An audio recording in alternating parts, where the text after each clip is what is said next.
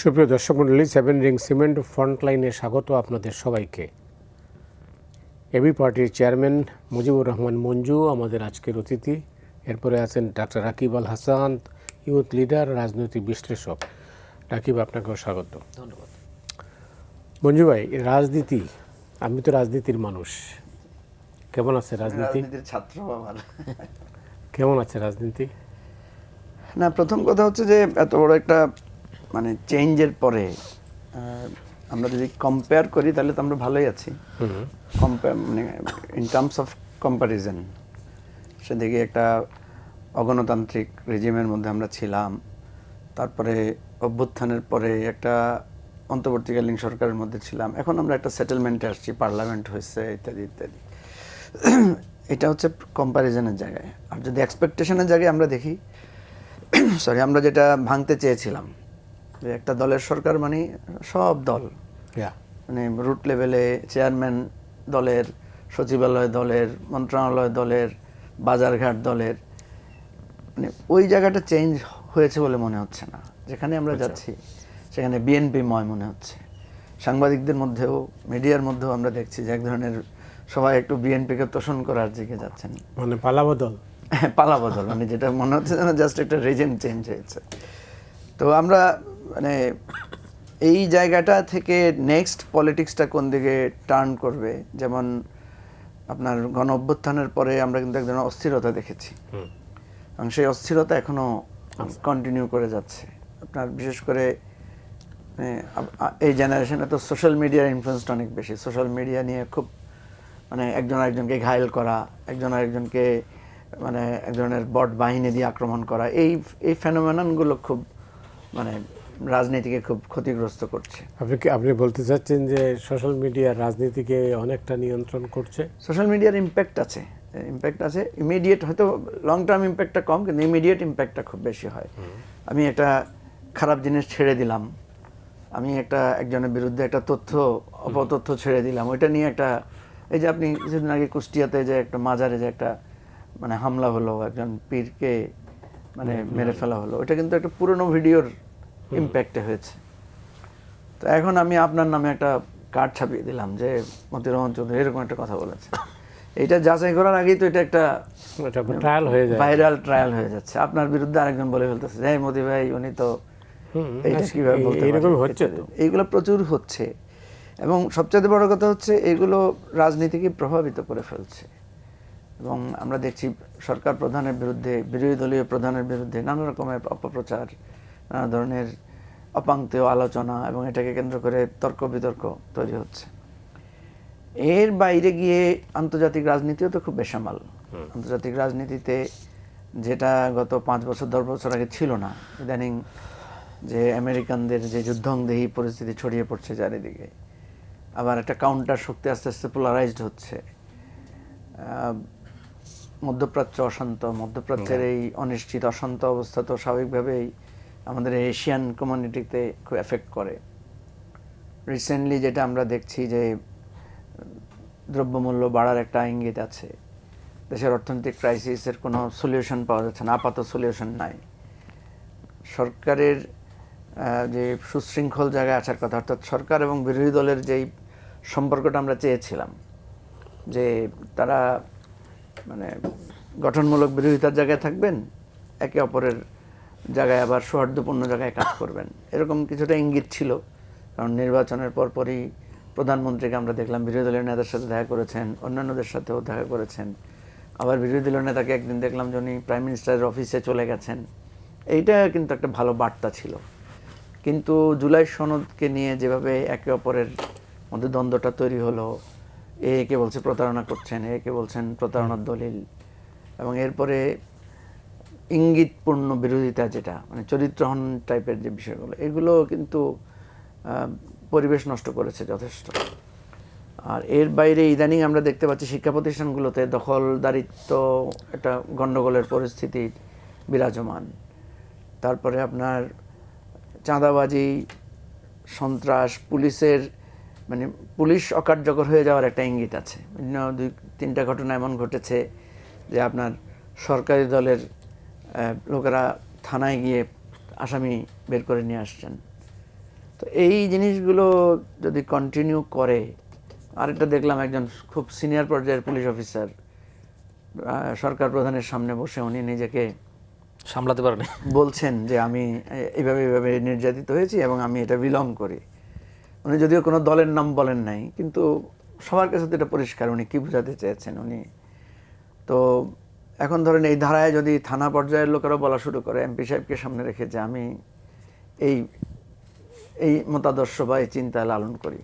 বিশ্ববিদ্যালয়গুলোতে যেভাবে teacher VC নিয়োগ দেওয়া হয়েছে, প্রফেসর ইউনূসের সময় যে বিশ্ববিদ্যালয়গুলোতে নিয়োগ দেওয়া হয়েছে অল্প কয়েকটা ছাড়া বেশিরভাগ জায়গায় একটু স্টেবল ছিল, এক ধরনের নিরপেক্ষ জায়গা ছিল, এক ধরনের মেধাভিত্তিক একটা প্রবণতা। এই মানে ইভেন ঢাকা বিশ্ববিদ্যালয়ে তো এরকম মানে স্টেবল ছিল। হ্যাঁ, ধরেন ছাত্র সংসদ নির্বাচন হয়েছে এত বছর পরে, সব সংসদগুলো মোটামুটি এমন কিছু চোখে পড়ে নাই যে বড় ধরনের ম্যাসিভ কোনো ত্রুটি, মোটামুটি যা ছিল আর কি। কিন্তু রিসেন্টলি এই জিনিসগুলো ইঙ্গিত দিচ্ছে যে এখানে আস্তে আস্তে সরকারি ছাত্র সংগঠনের প্রভাব বাড়বে। সবচেয়ে সিগনিফিক্যান্ট হচ্ছে যে জুলাইয়ের যেই মানে ইমপ্রেশন স্টুডেন্টদের মধ্যে কাজ করছিল, এটা কিছুটা ঝিমিয়ে পড়লে এখন সেটা কিন্তু আবার এক ধরনের রিঅর্গানাইজ হচ্ছে।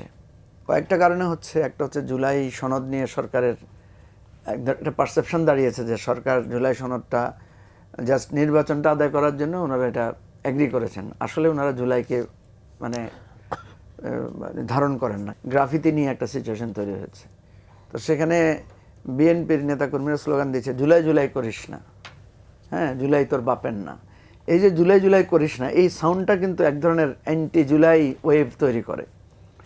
তো অ্যান্টি জুলাই ওয়েভ তৈরি করলে যেটা দাঁড়ায়, সেটা সরকার যতই বলুক যে আমরা জুলাইকে ধারণ করি, আমরা জুলাই অর্জন করি, মনে হচ্ছে সরকার পরোক্ষভাবে জুলাইয়ের বিপক্ষে অবস্থান নিচ্ছে। তো এই জিনিসগুলো আমাদের জন্য ভালো হচ্ছে না আর কি। আমি একটা কথা বলেছিলামও যে বিএনপি জামাত অতীতে যতবারই তারা বিভক্ত হয়েছে এটা বেনিফিট আওয়ামী লীগ পেয়েছে বরাবর। তো এখনো বিএনপি জামাত প্রায় 25 বছর তারা একসাথে আন্দোলন সংগ্রাম করেছে, সরকারে ছিল। এখন কিন্তু আবার তাদের মধ্যে বিভক্তিটা এবং এটা রক্তপাতের দিকে যাচ্ছে। তো রক্তপাতের দিকে গেলে এটা ডেফিনেটলি অপোজিশনকে বেনিফিট দিবে। দেখি আমাদের তরুণ নেতা কিভাবে কি অবস্থা। জি মতিউর, আপনাকে ধন্যবাদ। আমার সমালোচক এবং দর্শকদেরকে সালাম এবং শুভেচ্ছা। অবস্থা বলতে কি আমি অনেক কিছু অ্যাড্রেস করে ফেলেছেন অলরেডি মঞ্জু ভাই। ব্যাপারটা হচ্ছে কি আমরা তো ধরেন অনেকগুলা দৃশ্যপট পার হয়ে আসছি, আর পার হয়ে আসার পরে রাতারাতি ওভারনাইট অনেক কিছুরই সলিউশন হবে না, আমরা চাইলেও হবে না, এটা হচ্ছে রিয়েলিটি। আর এর বাইরে ধরেন আমরা আমার কাছে যেটা মনে হয় যে আমাদের সব কিছু মিলে যে একটা ভাঙা গড়ার খেলা, এটা মানে ওই অর্থে রেজিম চেঞ্জ বা সরকার চেঞ্জ না হলেই ভাঙা গড়া খেলাটা অন্তত আরও কয়েক বছর চলবে সব কিছুতে। কারণ আমাদের যে আশা আকাঙ্ক্ষা, আমাদের এক্সপেকটেশন লেভেলটা তো সবসময় এক্সপেকটেশন লেভেল তো হাই হতে অসুবিধা নাই, কিন্তু সমস্যা হচ্ছে কি ধরুন আমরা যাদের কাছে এক্সপেক্ট করি তারাই তো আমাদের পাশের কেউ, হয়তো আমার পাশের চেয়ারে বসছে, আমার সামনের চেয়ারে বসছে, বা আমার ফ্যামিলির কেউ, আমার পার্টির কেউ, আমার আদর্শের কেউ। এখন এই জায়গাটা পরিবর্তনটা জরুরি সবচেয়ে বেশি, কিন্তু এটার রিয়েলাইজেশনটাও সবার আগে জরুরি। এখন আমার কথা হচ্ছে পলিটিক্যাল পার্টিগুলা আমাদের ক্ষমতার একটা গরম আছে, চেয়ার একটা গরম আছে, যেটা মাননীয় প্রধানমন্ত্রী অ্যাড্রেস করেছেন, চেয়ারের গরম। তো চেয়ারের গরমটা আসলে খুব ভয়ঙ্কর জিনিস। একটা বড় একটা বেদি আছে যে চেয়ারে বসে সে তার পুরনো অতীতটা ভুলে যায় এবং সেটা মনে করে যে এটা আমার চিরস্থায়ী বন্দোবস্তের পথার মতো, সবসময় এটা আমার কাছে থাকবে। কিন্তু আমাদের পলিটিক্যাল পার্টিগুলো যদি এই চিন্তাটা করে যে আমি এটা 5 বছরের জন্য না, আমি এটা ধরেন 10 বছর 15 বছর বা আমার পরবর্তী প্রজন্মের জন্য আমি একটা কিছু সেট আপ করে দিতে চাই। ধরেন একটা তাল গাছ আপনারা লাগাইছেন, এখন তালটা কবে ধরবে, আপনি কবে খাবেন, এই আশা যদি আপনি তাল গাছ লাগান তাহলে তাল গাছ লাগানো হবে না। মানে এই ম্যানারটা আমাদের অন্তত পলিটিক্যাল পার্টির রিয়েলাইজেশন আসা উচিত, আমি মনে করি আসা উচিত, সকলের আসা উচিত। আরেকটা বিষয় হচ্ছে ধরুন আমরা একটা পজিটিভ সাইন হচ্ছে কি এই মুহূর্তে বাংলাদেশের যারাই পলিটিক্স করতেছে অন্তত মানে বলাবলির জন্য রাজনৈতিক মাঠে বলাবলিটা তো অত বেশি সিগনিফিকেন্ট নাই, কিন্তু সবাই বাংলাদেশপন্থী মোটা দাগে। মানে হাসিনার যে রেজিম বা হাসিনার যে শাসনামল, এই শাসনামলের সাথে তো আর আপনি যেতে পারবেন না। ধরেন সেখানে ধরেন আপনি এই যে বর্ডার কিলিংগুলো হচ্ছে, বর্ডার কিলিং নিয়ে প্রচণ্ড পরিমাণ টকশোতে আলোচনা হচ্ছে, সেমিনার আলোচনা হচ্ছে, প্রতিবাদ হচ্ছে, প্রত্যেকটি পলিটিক্যাল পার্টিটাকে অ্যাড্রেস করছে সরকার। আপনি দেখেন যখনই পশ্চিমবঙ্গের রিলেশনটা হলো তার পরের দিনই কিন্তু সরকারের পক্ষ থেকে খুব হার্ড লাইনে বলা হচ্ছে যে একটা পুশব্যাক সহ্য করা হবে না, কোনো বর্ডার কিলিং সহ্য করা হবে না। ইভেন আমরা সরকার বিলম্ব না করে এই পদ্মা ব্যারাজের ঘোষণা দিল। একই সাথে তার যখন ইন্ডিয়াতে যখন একটা টিম যাচ্ছে, চায়নাতে অপরপক্ষে একটা টিম যাচ্ছে, আবার মিডিয়াতে আলোচনাও আসতেছে এখন যে মাননীয় প্রধানমন্ত্রী প্রথম সফরটা কোথায় করবেন, চীনে করবেন না ভারতে করবেন। তো এই যে একটা ব্যালেন্সিং এক সরকারের পক্ষে দেখা যাচ্ছে, এটা একটা গুড সাইন। আর এর বাইরে আমি আরেকটা জিনিস যোগ করতে চাই, সেটা ইউনূস সরকার আমলেও কিছুটা আলোকপাত দেখেছি আমরা, এখন এটা পুরোপুরি দেখা যাচ্ছে। সেটা হচ্ছে আমাদের মিলিটারিকে শক্তিশালী করা। ইভেন আমাদের এবারে বাজেটে সবচেয়ে বেশি বড় বাজেট আসছে মিলিটারি খাতে, $2.2 বিলিয়ন। তো সেক্ষেত্রে তার মানে ডিফেন্সে ডিফেন্সে মানে এটা এটা শুধু প্রতিরক্ষা খাতে, হ্যাঁ। এটা শুধুমাত্র তাদের এরকম না যে তাদের জীবন মান উন্নয়নের জন্য। আমরা সবসময় বলে আসতেছি, ধরেন আপনি শুধু ওল্ড ইউএচএস বানানো কিংবা ওদের আবাসিক প্রকল্প বানানো, এই বিভিন্ন জলসিঁড়ি পার্ক, অমুক পার্ক বানানো, রিসোর্ট বানানোটাই কিন্তু মিলিটারির উন্নয়ন না। আমাদের আপনার গত কিছুদিন আগেও যিনি সেনাপ্রধান, তিনি একটা ন্যাশনাল ডিফেন্স কলেজে একটা কথা বলেছেন, খুব রিমার্কেবল একটা কথা বলেছেন, যে আমরা 17 সালে যদি আমাদের বিমান বাহিনীর অবস্থা ভালো হতো, তাহলে হয়তো রোহিঙ্গাটা এত সহজে এখানে পেনেট্রেশন হতো না। তো এর অর্থ এই যে মানে আপনি আধুনিক যুদ্ধ বিমান অ্যাড করবেন, আধুনিক সরঞ্জাম অ্যাড করবেন, এর অর্থ না যে আপনি যুদ্ধ করার জন্য প্রস্তুতি নিচ্ছেন। এটার অর্থ হচ্ছে যে আপনার কাছে যখন এটা থাকবে তখন প্রতিপক্ষ আপনাকে সমীহের চোখে দেখবে। এই জিনিসটা একটা রিয়াকশন দেখা যাচ্ছে। মঞ্জু ভাই একটা কথা বলছেন যে জামাত এবং বিএনপির মধ্যে যখনই সংঘাত হয় তখনই অন্য পক্ষ, তার মানে আওয়ামী লীগ বেনিফিশিয়ারি হয়। আমি সে প্রসঙ্গে আসতেছি, জি প্লিজ। আমি সে বিষয়গুলো একটু অ্যাড্রেস করি। আমি এই বিষয়টা শেষ, আমি এই বিষয়টা মঞ্জু ভাইয়ের বিষয়টা একটু অ্যাড্রেস করি। ব্যাপারটা হচ্ছে ধরেন আওয়ামী লীগ বিএনপি সবসময় তারা যে একসাথে ছিল জোটের মধ্যে, সেটা সবসময় আপনি দেখবেন, বিএনপি এবং জামাত যখন একসাথে ছিল তখনই তাদের এই জোটবদ্ধ শক্তিটা কখনোই কিন্তু এরকম জামাতের পক্ষে কোনো এরকম ছিল না যে জামাত নিজে একভাবে ক্ষমতায় যাচ্ছে, এটা কখনোই সিনারিতে ছিল না। কিন্তু যখন জামাতের শক্তি বৃদ্ধি বলেন, জামাতের ভোট ব্যাংক বলেন, সংসদে উপস্থিতি বলেন, কিংবা প্রধান বিরোধী দল হওয়াটা, এখন এটা খুব স্বাভাবিক। যখন আপনি রুল নাম্বার 10 থেকে রুল নাম্বার 2 যাবেন, তখন আপনার টার্গেট থাকবে কীভাবে রুল নাম্বার 1 করা যায়। আপনি যখন একটা ওয়ার্ল্ড কাপে সেমিফাইনাল খেলবেন, আপনার টার্গেট থাকবে কীভাবে ফাইনাল খেলা যায়। ফাইনালে রানার্স আপ হলে টার্গেট থাকবে পরবারে কীভাবে চ্যাম্পিয়ন হওয়া যায়। তো এখন জামাতের ক্ষেত্রেও সিনারিটা তাই। জামাত এখন নিজেকে দেখতেছে যে ক্ষমতার আসনে। ইভেন যখন আপনার ছাত্র সংসদ ইলেকশনগুলো হলো, জামাত যখন এককভাবে সবগুলো জিতে যাচ্ছে, জামাতের মধ্যে একটা কনফিডেন্স গ্রো করেছে, নিজেরও একটা হাইপ তুলেছে যে আমরা এবার ক্ষমতা আসতে যাচ্ছি। আমাদের ইলেকশনের আগে কিন্তু খুব প্রচণ্ড হাইপ ছিল। তো সেক্ষেত্রে ধরেন এক্ষেত্রে পলিটিক্যাল পার্টিরা প্রতিপক্ষ হবে, এটা খুবই স্বাভাবিক বিষয়। একজন আরেকজনের ইডিওলজি নিয়ে কথা বললে, প্রিভিয়াস রেকর্ড নিয়ে কথা বললে, এটা খুবই ডেমোক্রেটিক প্রসেস, কোনো অসুবিধা নেই। কিন্তু সমস্যা হচ্ছে সেটা যেন কোনো ষড়যন্ত্রের অংশ না থাকে, দেশের সার্বভৌমত্ব বিলিয়নের অংশ না থাকে, এবং একই সাথে যে পতিত ফেসিবাদ, যেটা মানে রাজনৈতিকভাবে গণ-অভ্যুত্থানের মাধ্যমে পরাজিত হয়েছে, সেটাকে যেন প্রাসঙ্গিক না করে। কিন্তু আমরা হয়তো পলিটিক্যাল পার্টিগুলো বা আমরা এটা বুঝতেছি না। দেখেন কিছুদিন আগে ধরেন আমরা ডক্টর ইউনূসের, আমি আপনার সাথে অনেকবার ডক্টর ইউনূসের অনেক কিছু আমি সমালোচনা করেছি। হাম নিয়ে আমি সবচেয়ে বেশি ভোকাল, এই শুরু থেকে সবচেয়ে বেশি হাম নিয়ে আমার বেশি টকশো করতে হয়েছে, হাম নিয়ে বেশি কথা বলতেছে। কিন্তু ধরেন এর অর্থ এই না যে আমি এটার অর্থ আমলকে ফেরত আনতেছি। কিন্তু এখন আরেকটা সোসাইটি দেখেন, ওই সেই জীবনানন্দ সে কবিতার মতো, আবার আসিব ফিরে বাংলার তীরে, কখনো চিলের ভেসে মানে নানা ভেসের মধ্যে আসবে। এখন তারাও নানা ভেসে আসতেছে। এখন এটাও কিন্তু আমলিককে বা এই পতিত ফেসিবাদকে, যে শক্তিটাকে, এটাকে প্রাসঙ্গিক করতেছে। আরেকটা কথা, আমি ছোট্ট একটা জিনিস একটু অ্যাড্রেস করি। গ্রাফিতি ইস্যুতে যে কথাটা মঞ্জু ভাই বলছেন যে জুলাই জুলাই করিস না, তার আগের কন্টেস্ট আপনাকে দেখতে হবে। আমি একটু গ্রাফিতি ইস্যুটা অ্যাড্রেস করি। গ্রাফিতির যে ইস্যুটা ছিল সেটা হচ্ছে ধরেন চিটাগাংয়ের যিনি মেয়র ডক্টর শাহাদাত হোসেন, এখন উনি তো হাইকোর্টের রায় মেয়র হয়েছেন, উনি কিন্তু প্রশাসক না, তাই না? উনি যে হাইকোর্টের রায় মেয়র হয়েছেন, এখন একটা পক্ষ বলতেছে যে ওনার যেদিন থেকে রায়টা ঘোষণা হয়েছে ততদিন থেকে 5 বছর, আরেকটা পক্ষ, ওনার পক্ষ থেকে দাবি হচ্ছে উনি যেদিন থেকে দায়িত্ব গ্রহণ করছেন তারপর থেকে 5 বছর। তো যদি যে থেকে ওনার ইলেকশনটা হয়েছে তখন থেকে 5 বছর, তাহলে ওনার মেয়াদ শেষ হয়ে যায়। আর ওনার দাবি অনুযায়ী যদি যেদিন থেকে ক্ষমতা নিয়েছে তার থেকে হলে তার এখন ক্ষমতা ওনার আছে। এই কারণে একটা পক্ষ বলতেছে যে আপনি কেন ক্ষমতা ছাড়তেছেন না, ওনাকে আসলে একটা মানে ভিলেন বানানোর জন্য আপনি, মানে প্র্যাকটিক্যালি যেটা হয়েছে ফ্যাক্টটা, আপনার চিটাগাং হয়েছে কি, আপনার অনেকগুলো গ্রাফিতি আঁকা হয়েছে, যদি চিটাগাং বাংলাদেশে অনেক অঞ্চলে আঁকা হয়েছে, ঢাকাতে হয়েছে, রাজশাহীতে হয়েছে, কুমিল্লাতে হয়েছে। এখন এই গ্রাফিতিগুলো তো ধরেন প্রফেশনাল কেউ আঁকে নাই, ইভেন দেয়াল যত্ন করা হয় না, এগুলো নষ্ট হয়ে যায় বৃষ্টি বাদলে, দেয়ালের উপরে পোস্টারিং করার কারণে। এখন এত পরিমাণ পোস্টারিং করা হয়েছে চিটাগাংয়ে, তো এখন সিটি কর্পোরেশন থেকে উদ্যোগ নেওয়া হয়েছে পোস্টারিংগুলো সরানোর পর কিছু দেখা যায় না, তাহলে আমরা একটা সাদা চুন দিয়ে রং করি, তারপর আবার গ্রাফিতি কোনো সমস্যা নেই। এখন কেন এটা করতে গেছে, এটাকে একটা বড় ইস্যু করা হয়েছে, যার কারণে ওনাকে জুলাইয়ের গাদ্দার বলার কারণে পাল্টা অ্যাকশন হিসেবে, সে পাল্টা অ্যাকশন, পাল্টা অভিব্যক্তি হিসেবে বলা হচ্ছে জুলাই জুলাই করিস না।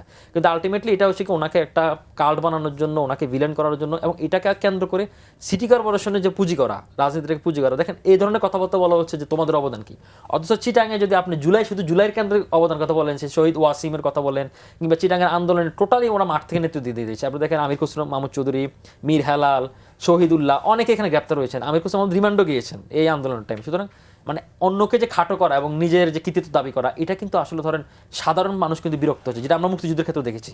সুতরাং আমরা মনে করি যে এই জিনিসটাকে আমাদের কাজের মধ্যে দিয়ে জাগ্রত রাখতে হবে। মুখে সারাদিন চেতনা চেতনা বললে কিন্তু এটা ইমপ্লিমেন্টেশনের জায়গায় থাকে না, এটা পলিটিক্যাল পার্টিগুলোকে অ্যাড্রেস করতে হবে। রাকিব, অনেক ধন্যবাদ আপনাকে।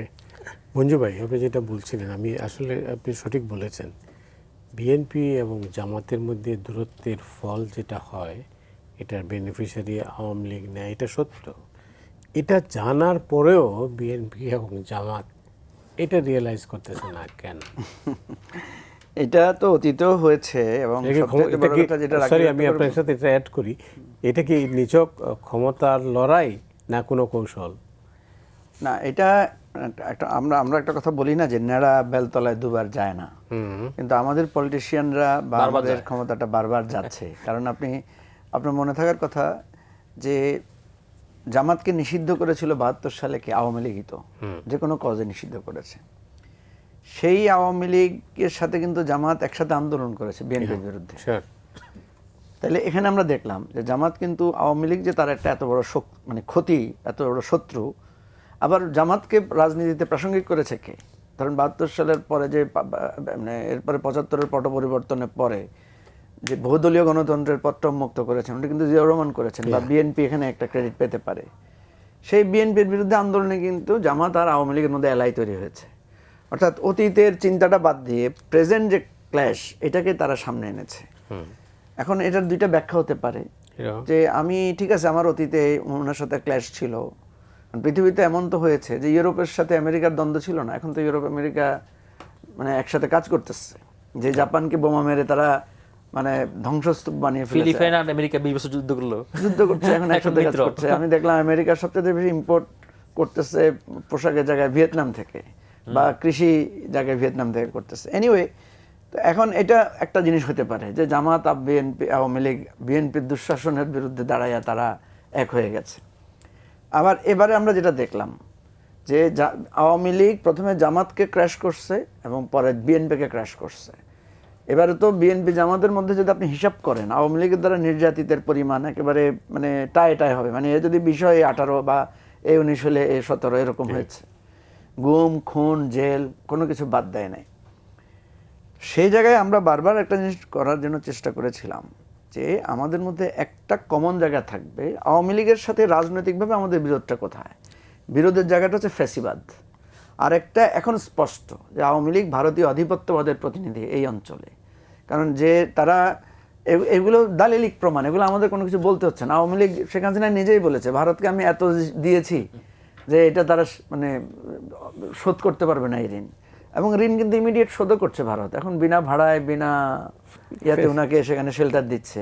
এখন শুধু শেখ হাসিনাকে একা শেল্টার দিচ্ছে না, পুরো আওয়ামী লীগের যত লোক যাচ্ছে সেখানে, এজ ইফ আমরা যেমন মুক্তিযুদ্ধের সময় যেরকম হয়েছিল, মনে হচ্ছে না এখন আওয়ামী লীগকে সেভাবে তারা সেখানে মানে আশ্রয় প্রশ্রয় দিচ্ছে। এখন প্রশ্ন হচ্ছে, যেটা রাকিবের কথার সাথে আমি একমত, যে ক্ষমতার দ্বন্দ্বে অবশ্যই আপনার সাথে আমার বিরোধ হবে, এবং সেই বিরোধটা আমরা কতটুকু যাব, সেটা আমরা কি সহিংস জায়গায়, রক্তপাতের জায়গায় যাব কিনা।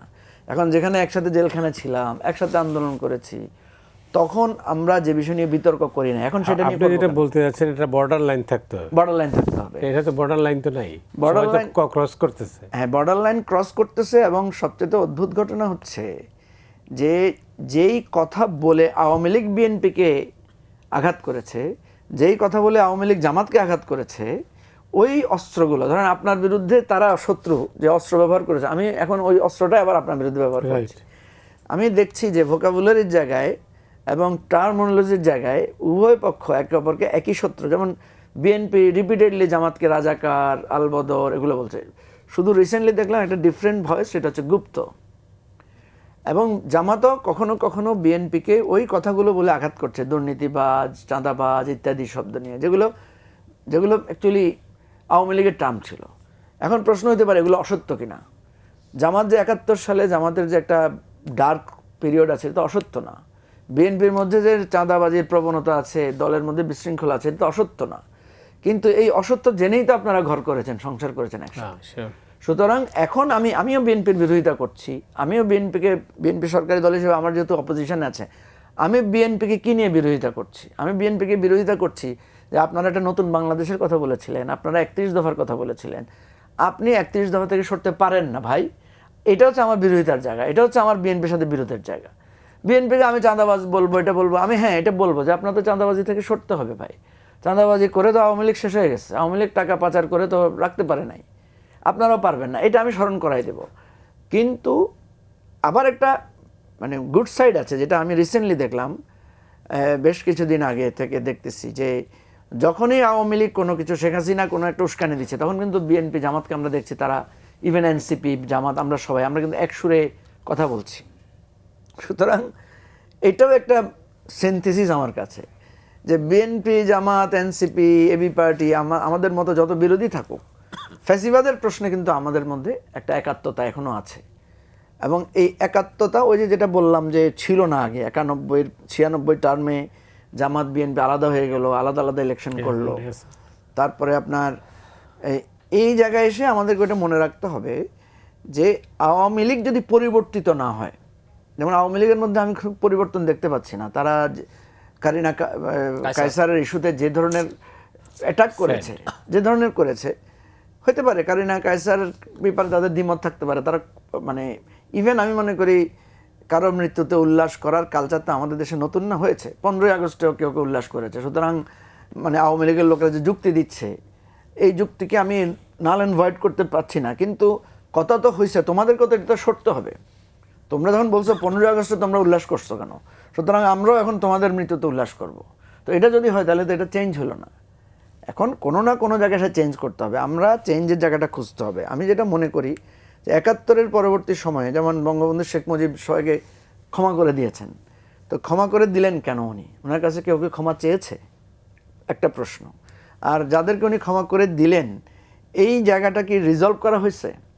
তাহলে পরবর্তীতে আবার এই প্রশ্নটা আসছে।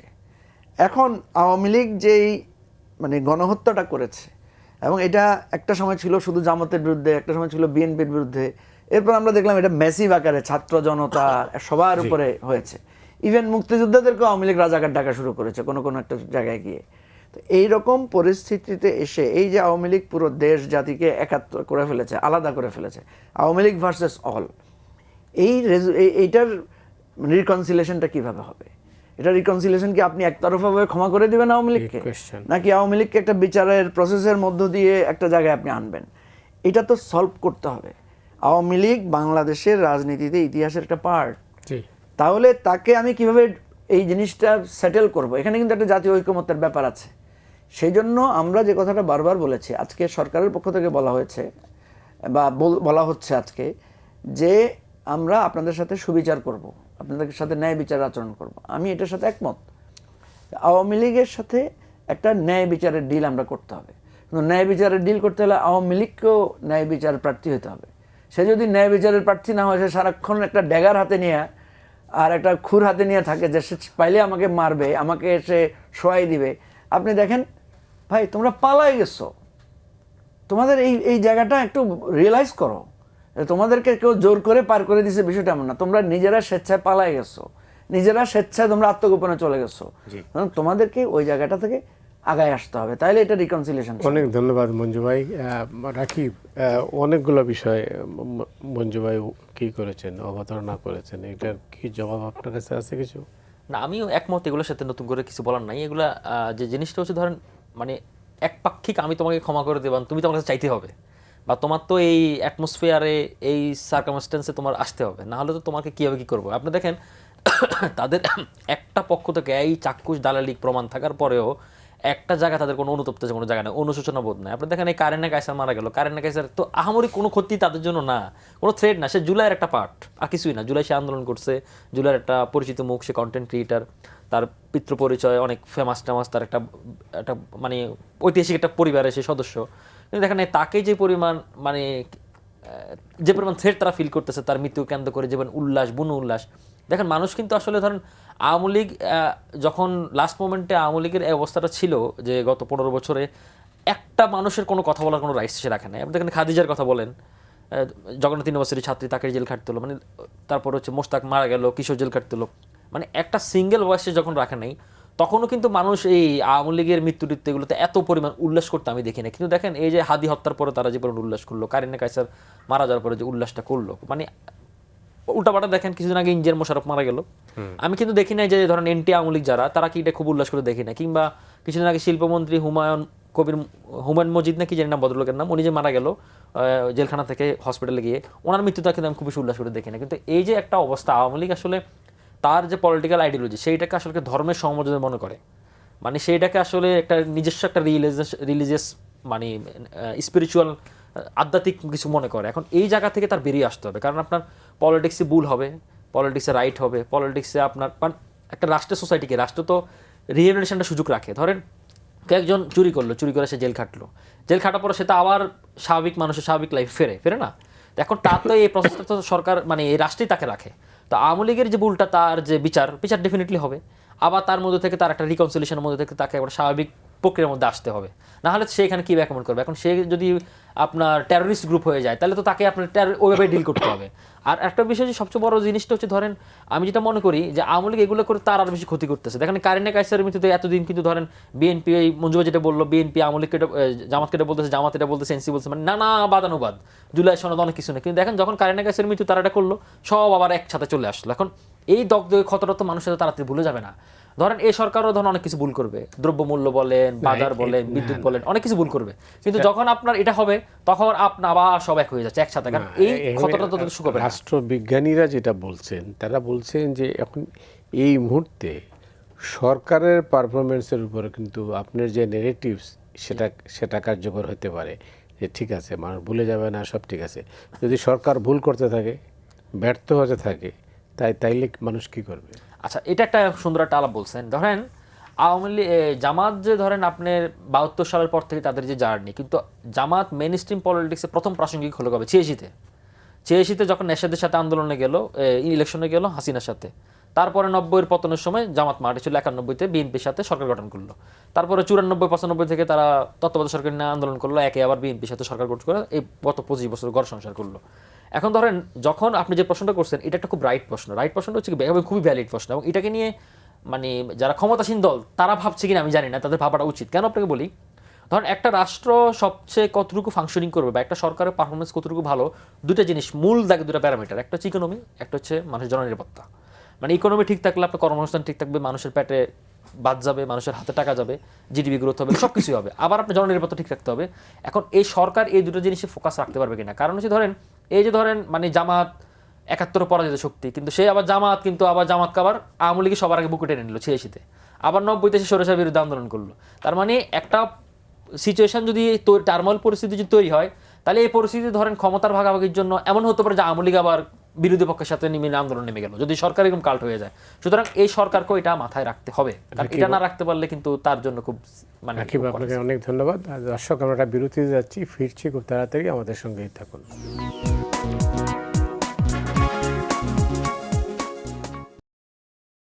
সুপ্রিয় দর্শক মণ্ডলী, আবারও ফিরে এলাম ফ্রন্টলাইনে।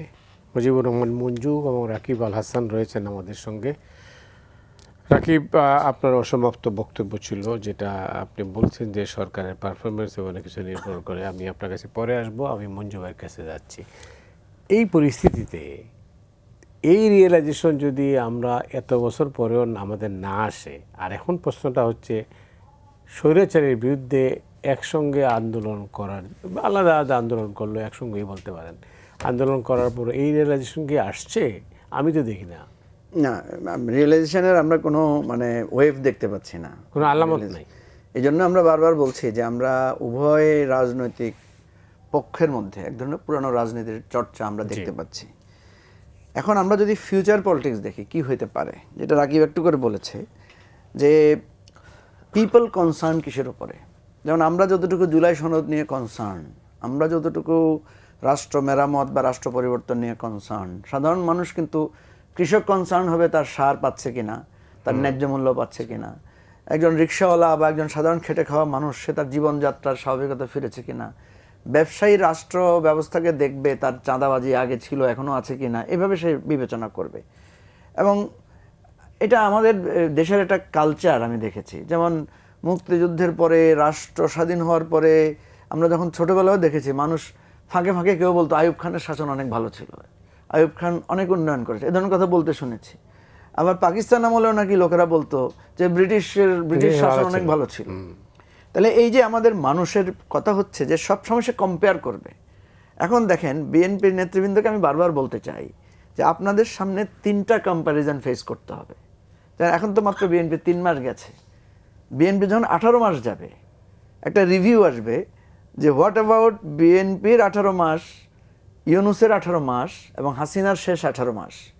এই 3টা নিয়ে নিশ্চয়ই আপনারা যারা প্রেসে আছেন, আপনারা যারা মিডিয়া আছেন, আপনারা নিশ্চয়ই একটা কম্প্যারিজন দিবেন যে এই 3 মাসের দুর্নীতির, এই 18 মাসের দুর্নীতির চিত্র কি, 18 মাসে আইন শৃঙ্খলা পরিস্থিতির চিত্র কি, 18 মাসে মানুষের মানে মোশনটা কি।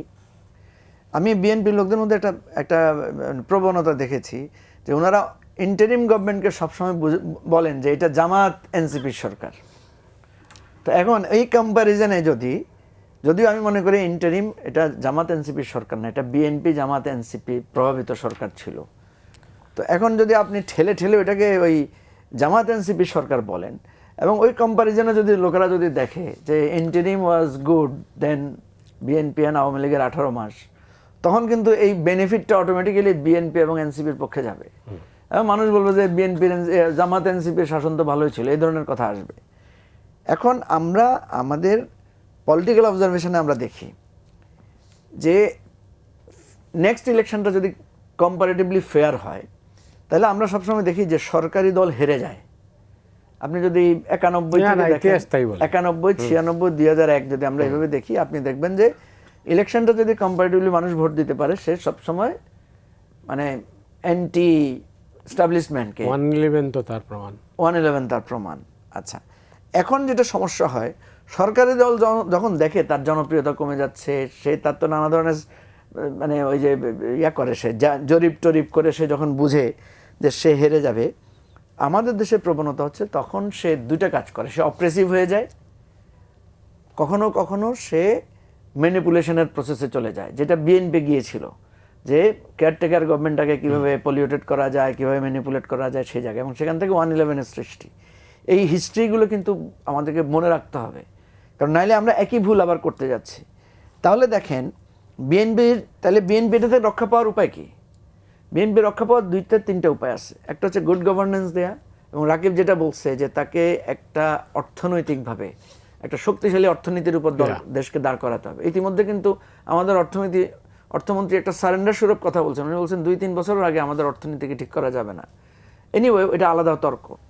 তাহলে আপনি যদি অর্থনীতি ঠিক করতে না পারেন এবং গুড গভর্নেন্স অ্যাসিওর করতে না পারেন, দ্যাট মাস্ট যে আপনি একটা আনপপুলার গভর্নমেন্ট আকারে আপনি মুভ করবেন। হ্যাঁ, আপনি আনপপুলার হয়েও আপনি বলতে পারেন ওকে আমি ফেস করবো, আমি হারলে হারবো, কিন্তু আমি এই ডেমোক্রেসি ফলো করব। তাইলে হবে কি, নেক্সট ইলেকশনে আপনি হারলেও এরপরে মানুষ আবার আপনাকে গ্রহণ করার একটা সুযোগ থাকবে। 91, 95 আর 96 and then 2001। কিন্তু এটা যদি আপনি না করেন, আপনি যদি অপ্রেসিভ হয়ে যান, আপনি যদি নির্বাচনকে ম্যানিপুলেট করার চেষ্টা করেন, তাহলে যেটা হবে শেখ হাসিনার লাইনে আপনাকে চলে যেতে হবে। এবং আপনি যখন শেখ হাসিনার লাইনে যাবেন, অপোজিশন হয় ইলেকশন বর্জন করবে, নাহলে সে ইলেকশন ফেস করতে যেয়ে সে ধরবে, আপনার চুরি ধরবে, দেন সবাই আপনার বিরুদ্ধে ইউনাইটেড হয়ে যাবে। আপনি যতই মেকানিজম করেন, যতই বুদ্ধিবৃত্তিক কাজ করেন, এই যে ট্রেন্ড এবং সোশ্যাল মিডিয়া ইনফ্লুয়েন্স, ইন্টারন্যাশনাল কমিউনিটির অবজারভেশন, এই যে তরুণদের মধ্যে যে বাংলাদেশের গণতান্ত্রিক অভিপ্রায়, এটাকে কেউ মানে দমিয়ে রাখতে পারবে না। ফলে এই জায়গাটায় আমরা এখন থেকে কথাগুলো বলতে হবে। এই জন্য বারবার আমি দেখেছি লোকেরা বলছে 3 মাসে আপনারা অস্থির হয়ে যাচ্ছেন কেন? কারণ মনে রাখতে হবে যে আমরা একটা যাত্রা শুরু হয়ে গেলে স্টিয়ারিং যখন আপনি মিস করবেন তখন কিন্তু আপনি আর লাইনে উঠতে পারবেন না, আপনাকে ওই বে লাইনেই চলতে হবে। এটা আমি মনে করি যে গভর্নমেন্টকে এবং অপোজিশন, আমি মাঝে মাঝে হুইসপারিং শুনি, অনেকে বলেন যে জামাত যেহেতু এখন অপোজিশনে আছে, জামাত যদি বাংলাদেশের ক্ষমতায় আসার সম্ভাবনা থাকে তাহলে ইন্টারন্যাশনাল কমিউনিটি, ভারত, এটা সেটা এরা বাধা দিবে। তো এর মানে কি? এর মানে হচ্ছে আসলে জনগণের অভিপ্রায়ের বিরুদ্ধে যেই একটা পজিশনকে আপনি মনে করছেন ওইটা আপনার জন্য একটা স্ট্রেংথ বা ওইটা আপনার জন্য এটা তো আপনার জন্য সম্মানজনক না। আমি যেটা মনে করি যে আমরা যদি ধরে নিই, যেমন বাংলাদেশে যেই মানে আমরা যে কমিউনিটি বিলং করি এবং বিশ্ব পরিস্থিতিতে আমাদের যে অবস্থাটা আছে, আমরা কোনো একটা এক্সট্রিম গভর্নমেন্ট বা কোনো ধরনের একটা মানে তাত্ত্বিক রাষ্ট্র হিসেবে আমরা টিকতে পারবো না, আমরা আইসোলেটেড হয়ে যাব। আমরা এটা হয়েছে পৃথিবীর বহু জায়গায়, জি। ধর্মতাত্ত্বিক রাষ্ট্র কিন্তু আইসোলেটেড হয়েছে এবং এগুলো আমাদের কাছে আছে। তাহলে আমাদেরকে করতে হবে কি, আমাদেরকে অ্যাকচুয়ালি একটা সেন্ট্রিস্ট গভর্নমেন্ট, আমাদের একটা মধ্যপন্থী, একটা মডারেট রাষ্ট্র আকারে আমাদের সমাজ ব্যবস্থাটা গড়ে তুলতে হবে। মডারেট রাষ্ট্র ব্যবস্থা গড়ে তুলতে হলে ডেমোক্রেসি ছাড়া বিকল্প নাই। এবং এই অটোক্রেটিক আপনার ওই যেটা বললাম অপ্রেসিভ যে মেন্টালিটি, এটা থেকে দূরে থাকতে হবে। আমি আপনার এই কথা এখানেই শেষ করি, আপনার প্রসঙ্গ জায়গায়। সেটা হচ্ছে যে এই বোধোদয়টা বিএনপি এবং জামাতের মধ্যে, এই বোধোদয়টা আমরা সৃষ্টি করার জন্য, বোধোদয়টা আনার জন্য আমাদেরকে ভোকাল থাকতে হবে। এটা ছাড়া আমি মনে করি না আমাদের আর কিছু কন্ট্রিবিউট করা এটা তো আসছে সিভিল সোসাইটি। যাই হোক, রাকিব, আপনি জানেন যে স্বরাষ্ট্রমন্ত্রী সালাউদ্দিন আহমেদ বলছেন যে গত 3 মাসে পুলিশকে রাজনৈতিকভাবে ব্যবহার করার একটা ঘটনাও ঘটেনি। এটা বাংলাদেশের ইতিহাসে যদি এটা সত্য হয়ে থাকে তাহলে তো নজিরবিহীন। ডেফিনেটলি যদি সত্য হয়ে থাকে নজিরবিহীন। এখন এটা মানে খুঁজে খুঁজে বের করাটা খুব কঠিন, আমার জন্য তো কঠিন, বাট অ্যাপারেন্টলি তাই মনে হয়। হ্যাঁ, অ্যাপারেন্টলি তাই মনে হয়। কিন্তু এখানে আমি মঞ্জু ভাইয়ের কথাগুলো দ্বিমত করবো না একরকম, কিন্তু আমি আর কিছু একটু যোগ করতে চাই। ধরেন এখানে ব্যাপারটা হচ্ছে, ধরেন আপনি সরকার, ধরেন বিএনপি এখন দেশ চালাচ্ছে, তো বিএনপি যাই করবে না কেন তার সমর্থক গোষ্ঠী এটাকে সমর্থন করবে, ভালো হোক খারাপ হোক। এই টেন্ডেন্সিটা আমাদের পলিটিক্যাল মানে সমর্থক জনসমষ্টির মধ্যে এটা রয়েছে। কিন্তু ব্যাপারটা হচ্ছে, ধরেন আপনার যে ধরেন আপনি 10টার মধ্যে 8টা খুব ভালো কাজ করছেন, ঠিক আছে, কিন্তু ধরেন এই 8টাতে খুব বেশি ক্ষতি নেই, কিন্তু 2টা কাজ করলেন যেটা হচ্ছে পাবলিক সেন্টিমেন্টের এগেনস্ট চলে গেছে, ইন জেনারেল পিপল ফ্লটিং, যেটা ভোটারকে আমরা ভোটের সময় বলি। বাংলাদেশে ধরেন রাজনীতি সমষ্টিগুলোতে যদি মানুষ হিসাব করেন, ফ্লটিং মানুষ তো বেশি। ধরেন আপনি যদি সব জনসমর্থন হিসাব করেন, সব দল মিলে 50% বেশি হবে না, একদম কোর যে জনসমর্থনটা, কিন্তু বেশিরভাগ মানুষের ফ্লটিং।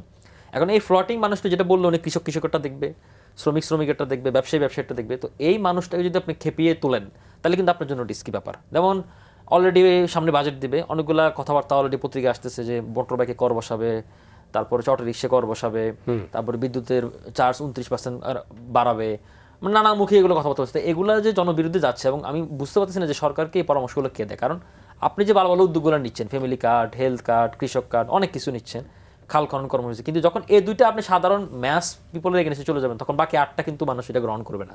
তাই মনে করি যে সরকারকে এগুলোর ব্যাপারে আরো একটু সচেতন থাকা উচিত। এবং সামনে ঈদের পরে এই বাজেট আসতেছে, তো সেই বাজেটে আমি মনে করি যে বাজেটটা যেন জনবন্ধুমুখী হয়। কারণ মানুষকে বাজেট শুধু সংখ্যার খেলা না, বাজেট হচ্ছে কি জনগণকে স্বস্তি দেওয়া। তো সেই স্বস্তির খেলাটা সরকার রাখে, এবং সরকার ধরেন আমরা আইডিওলজি নিয়ে অনেক কিছু নিয়ে কথাবার্তা বলে, পলিটিক্স এগুলো নিয়ে চলে, কিন্তু দিন শেষে মানুষের বেটারমেন্টটা জরুরি। বিশ্ব পরিস্থিতি তো আপনার যে ইগনোর করতে পারবেন না, বিশ্ব পরিস্থিতিও এখন আমি শেষ, আপনার সময় খুব বেশি না, আমি 1 মিনিটে শেষ করি। সেটা হচ্ছে ধরেন গ্লোবালাইজেশনের এখন যে মেরুকরণ, সেই মেরুকরণ হচ্ছে কি আমরা না চাইলেও আমাদেরকে এটা আষ্টে বৃষ্টি ধরবে। আপনি দেখেন ইরান ইসরায়েল যুদ্ধ হচ্ছে, কিংবা আমেরিকা এখানে পার্টিসিপেট করতেছে, কিন্তু দেখেন মিডল ইস্ট পুরোটা ক্ষতিগ্রস্ত হয়েছে, তাই না? তো এখন এই জায়গা থেকে আবার সামনে আমাদের এই অঞ্চলে China, Indo Pacific, quad, Myanmar, Bharat মহাসাগর, বঙ্গোপসাগর, বে অফ বেঙ্গল সব কিছু মিলে একটা জটিল পরিস্থিতি এখানে ধারণ করছে। তো এর বাইরে আমি মনে করি যে সরকার যেটা জনগণের স্বার্থের জন্য, যেহেতু এটা জনগণের সরকার, তো সরকার এমন কিছু করবে না যেটা জনগণে গেছে, কারণ জনগণ তাকে ভোট দিয়ে এখানে বসাইছে। তাই মনে করি যে সরকার সেটাকে খুব শক্ত হাতে ট্যাকেল করবে। ট্যাকেল করা খুব টাফ, খুবই চ্যালেঞ্জিং, কিন্তু সরকার সেটা ট্যাকেল করবে, এবং আমি মনে করি যে সরকারের পক্ষে জনগণের শক্তিটা থাকবে। কারণ দেখেন এই বর্ডার ইস্যুতে বিএনপি বলেন, জামাত বলেন, এনসি বলেন, বাম বলেন, সবাই এক হয়ে গেছে। কারণ এই টেন্ডেন্সিটা সরকারের মধ্যে থাকাটা জরুরি, কারণ এটা থাকলে, কারণ সরকার মানে একটা বানর খুব ভালো গাছ চললেও কিন্তু সেই গাছ থেকে পড়ে যেতে পারে। তো সরকার খুব ভালো প্রস্তুতি নিলেও সরকার শেষ পর্যন্ত সফল নাও হতে পারে, কিন্তু সরকারের ইন্টেনশনটা জরুরি। তাই মনে করি সরকারের ইন্টেনশনটা যেন জনগণের সামনে সবসময় ক্লিয়ার থাকে। অনেক ধন্যবাদ মঞ্জু ভাই, আপনি যেটা বলছিলেন, কিন্তু যে দেশে সিভিল সোসাইটি নেই সেই দেশে এটা আপনি কীভাবে এগিয়ে নিয়েবেন?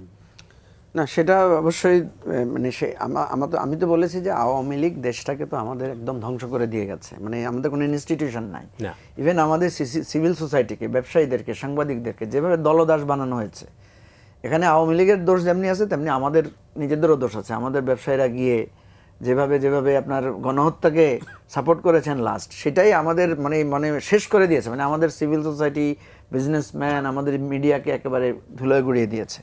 এখন কথা হচ্ছে আমরা কি সেটাই ফলো করব, না এটাকে আবার দাঁড় করাবো ভিত্তির উপরে? এই দাঁড় করাতে গিয়ে কিন্তু আমরা অনেক ধরনের ক্রাইসিসের মধ্যে পড়ছি। সেই ক্রাইসিসটা কি দেখেন, রিসেন্টলি আমরা দেখলাম যে মানে এই আলোচনাগুলো উঠছে। যেমন আমি একটা প্রিন্সিপাল মনে করি, আমাকে অনেকে বলে যে আমরা টকশোতে যাই তো বিভিন্ন সময়, ধরেন কেউ বলে, সে ফর এক্সাম্পল আমি খোলামেলায় ভাবি, ধরেন উনি একজন আওয়ামী সাপোর্টার, জি। কিন্তু উনি তো, ওনার কি তাহলে কথা বলার অধিকার নাই? উনি কি তাহলে উনি ওনার মত বলতে পারবেন না? অবশ্যই পারবেন। কিন্তু যেমন যেমন ওই দিন একজন বলছেন যে এত বড় ইউনুসের পিরিয়ডের মতো ডার্ক পিরিয়ড আর আসে নাই। উনি যখন এটা বলেন তখন মনে হয় যেন উনি শেখ হাসিনার ডার্ক পিরিয়ডটা উনি দেখেন নাই। ঠিক আছে, উনি যখন মবের কথা বলেন যে ইউনুসের সময় মব পৃথিবীতে আবিষ্কৃত হয়েছে, এর আগে কখনো ওই যে শেরশাহ আমলে ঘোড়া ডাকিত, তার আগের ঘোড়া ডাকিত। আচ্ছা, আমাদের বাংলাদেশে মব তো মানে আমাদের এখানে তো 72 সন থেকে দেখে আসছি। পার্লামেন্টে মব হয়েছে, পার্লামেন্টে আপনার চিরাচরিত culture। স্পিকারকে মারা হয়েছে মব করে। এনিওয়ে, আমি যেটা বলছি যে এই যে যখন হয় তখন বলতে হয় যে ভাই আপনি আজকে অন্ধকারটা দেখতেছেন, ঠিক আছে, না আগে যে আপনি অন্ধকার দেখেন না সেটা অন্তত স্বীকার করেন। আমি এটা দেখেছি যে যিনি মুক্তিযুদ্ধকে সম্মান করেন না বা মুক্তিযুদ্ধকে ওন করেন না, উনি মুক্তিযুদ্ধকে যখন ক্রিটিক করেন তখন সেটা গ্রহণ করা যায় না। আপনি মুক্তিযুদ্ধ করেছেন, আপনি মুক্তিযুদ্ধকে ক্রিটিক করেন যে মুক্তিযুদ্ধে ভারতের এই ষড়যন্ত্র ছিল, এটা ছিল, সে বলেন, তাইলে সেটা অ্যাকসেপ্টেবল হবে। ভাই আপনি ফেসিবাদের পক্ষে ছিলেন, জীবনে ফেসিবাদের বিরোধিতা কিছু করেন নাই। ইভেন 3 তারিখ 4 তারিখ লোক মারা গেছে, এইভাবে গুলি করে মারছে, এইভাবে মানুষকে পাখির মতো মারছে, আপনি এটা প্রতিবাদ করেন নাই। আপনি এখন হঠাৎ করে এসে মানবতা ধ্বজাধারী হলে আপনার এটা টিকবে না। এই জন্য আমরা কেন একটা সঠিক জায়গায় আসতে পারি না, এই জায়গায় আসতে পারি না। ঠিক ওই লোকটাই যদি বলতো যে হ্যাঁ আমরা তখন প্রতিবাদ করতে পারি নাই, হয়তো হাসিনার ভয়ে পারি নাই বা আমাদের নৈতিক দুর্বলতার জন্য পারি নাই, এটা স্বীকার করুক। বাট এটা স্বীকার করে বলছি যে এখন আমরা প্রতিবাদ করতে চাই, করেন, অসুবিধা কি? রাইট। এই জায়গাটা থেকে আপনি যেটা বলেছেন যে মতি ভাই আমাদেরকে সিভিল সোসাইটি রিস্ট্রাকচার করতে হবে, অবশ্যই, এছাড়া করে বিকল্পই এবং নেই। সিভিল সোসাইটি রিস্ট্রাকচার করতে হবে। আমার মনে আছে স্পষ্ট, আবু সাইদ যেদিন শহীদ হয়ে গেলেন সেদিন আমরা যখন মিছিল বের করলাম পল্টন মোড়ে গিয়ে, আমরা 3টা দল এক হয়ে গেলাম, এক মিছিল হয়ে গেল। সেখানে বিজয়নগর পানি ট্যাঙ্কের সামনে দাঁড়িয়ে আমরা যখন বক্তব্য রাখছিলাম তখন আমার স্পষ্ট মনে আছে, এখনও এটা ইউটিউবে বক্তব্যটা পাওয়া যাবে। আমরা তখন দুইজনকে সিম্বলিক বলেছিলাম যে প্রফেসর ডক্টর ইউনুস এবং প্রফেসর আবদুল্লাহ আবু সাইদ, আপনাদের দুজনকে স্পেশালি আমরা অনুরোধ করছি যে আপনারা অনেক কিছুতে কথা বলেন নাই, 28 অক্টোবর আমাদের বিরুদ্ধে অন্যায় হয়েছে করেন নাই, নির্বাচন রাতের ভোট হয়েছে, আপনারা কখনো এই রাষ্ট্রের দ্বারাই এটার প্রতিবাদ করেন নাই। আজকে আপনাদেরকে অনুরোধ করছি প্লিজ আপনারা আজকে অন্তত আর নিরপেক্ষ থাকেন না, আজকে অন্তত আপনারা একটু ভয়েস রাইজ করেন। এবং ওই দুইজনের থ্রুতে আমরা সকল বুদ্ধিজীবীদেরকে বলছিলাম যে আর আপনাদেরকে ওই যে অভিনেতারা, শিল্পীরা, সবাইকে, খেলোয়াড়দেরকে যে আমরা অ্যাপ্রোচ করেছি যে প্লিজ এটা আমাদের একদম জাতির অস্তিত্বের প্রশ্ন এসে দাঁড়িয়েছে এখন আর আপনার। তো আমি খুব খুশি হই যে প্রফেসর ইউনুস তখন এরপরে রেসপন্ড করেছিলেন ওনারা, এবং আবদুল্লাহ আবু সাইদ কিন্তু প্রথম আলোতে একটা নিবন্ধ লিখেছিলেন, ঠিক এটা হয়তো 29, 30 বা 2-3 তারিখের দিকে। তো আমার কথা হচ্ছে যে এই বুদ্ধিজীবীদেরকে এটা থাকতে হবে। আর যে সমস্ত বুদ্ধিজীবী মনে করবেন যে আমি শেখ হাসিনার বিরুদ্ধে বলতে পারি না, এখনও শেখ হাসিনাকে ভয় পাচ্ছে, এমন লোক আছে, এখনও শেখ হাসিনাকে ভয় পায়। তো ওনাদের, আমি মনে করি ওনাদের আর বুদ্ধিজীবী হিসেবে জ্ঞান দিতে আসলে এটা অ্যাকসেপ্টেবল হবে না। বরং যারা বিভিন্ন সময়ে কথা বলেছিলেন, অল্প বিস্তর হলেও বলেছিলেন, তাদের এখন ইউনাইটেড হওয়া দরকার, তাদের কথা বলা দরকার, এবং জাতিকে এই গাইডলাইনটা দেওয়া দরকার।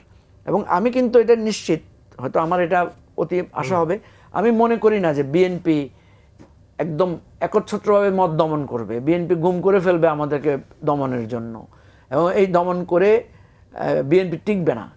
এবং আমি মনেও করি না বিএনপি এটা করবে, কারণ এটা তারা আমাদের সাথে কমিট করেছে। হয়তো আমরা দেখছি বিএনপির অনেক ফ্লজ আছে, ভুল করছে বিএনপি, কিন্তু আমি মনে করি না শেখ হাসিনা যেভাবে নাই করে দিয়েছে বিরুদ্ধ মতকে, বিএনপি এইরকম নাই করবে।